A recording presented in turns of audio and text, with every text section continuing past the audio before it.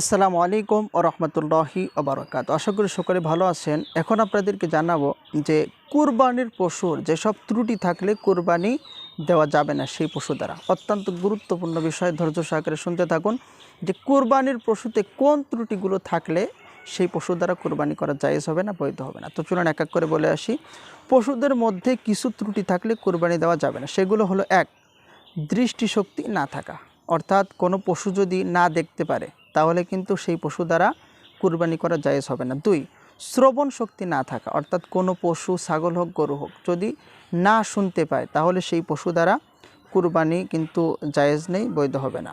তারপরে তিন, অত্যন্ত দুর্বল ও জীর্ণশীর্ণ হওয়া, অর্থাৎ পশুটির জন্য অত্যন্ত দুর্বল হয়, জীর্ণশীর্ণ হয়, রোগা হয়, তাহলে সেই পশু দ্বারা কিন্তু কুরবানি করা যাবে না। তারপরে এই পরিমাণ ল্যাংড়া যে জবাই করার স্থান পর্যন্ত হেঁটে যেতে অক্ষম, অর্থাৎ কোনো ল্যাংড়া পশু যদি হয়, এমন ল্যাংড়া যে পশু আপনি পশুটি যে জায়গাতে জবাই করবেন সেই জায়গা পর্যন্ত হেঁটে যাইতে পারে না, তাহলে এরকম পশু দ্বারা কুরবানি করা কিন্তু জায়েজ নেই, বৈধ নেই কিন্তু। তার পাঁচ, লেজের বেশিরভাগ অংশ কাটা, অর্থাৎ কোনো পশুর যদি লেজের বেশিরভাগ অংশই কাটা থাকে, যদি এমন হয় সামান্য কাটা থাকে, তাহলে সেই পশু দ্বারা কুরবানি করা জায়েজ হবে, বৈধ হবে। কিন্তু যদি বেশিরভাগই অংশ কাটা থাকে তাহলে কুরবানি করা যাবে না। তারপরে ছয় হলো জন্মগতভাবে কান না থাকা, অর্থাৎ কোনো পশুর যদি জন্মের থেকেই, মায়ের পেট থেকে হয়ে যদি কান না থাকে তাহলে সেই পশু দ্বারা কুরবানি করা যাবে না। সাত, কানের বেশিরভাগ কাটা, অর্থাৎ কান আছে কিন্তু কান কাটা, অর্থাৎ সামান্য কাটা থাকলে সমস্যা নেই, বেশিরভাগই কান কাটা, তাহলে কিন্তু ওই পশু দ্বারা কুরবানি করা জায়েজ হবে না।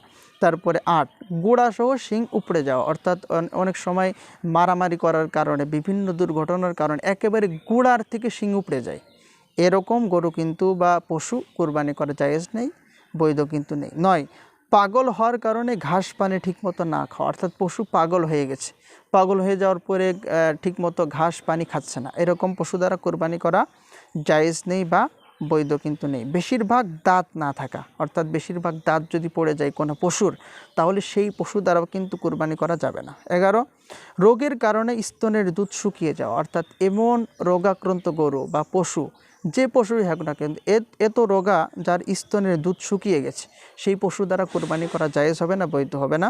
12, ছাগলের দুটি দুধের যে কোনো একটি কাটা, অর্থাৎ ছাগল যদি কুরবানি হয় বা যে পশু কুরবানি দেন সেই ছাগলের যদি একটি দুধ কাটা থাকে তাহলে কিন্তু কুরবানি হবে না।